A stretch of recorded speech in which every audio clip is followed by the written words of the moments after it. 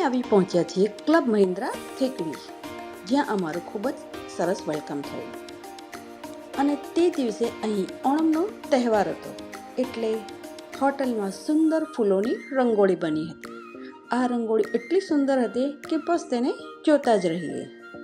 ચલો હવે અમે જઈ રહ્યા છીએ અમારા રૂમ તરફ, જે એકદમ નીટ એન્ડ ક્લીન છે.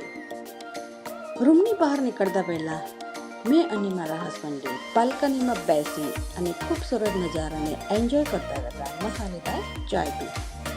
અને પછી અમે ક્લબ હાઉસ અને પ્લે એરિયા તરફ જોવા ગયા.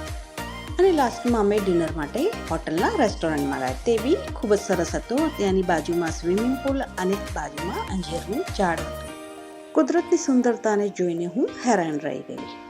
અને લાસ્ટમાં સ્પા સેન્ટર ગયા. તે એકદમ પીસફુલ હતો.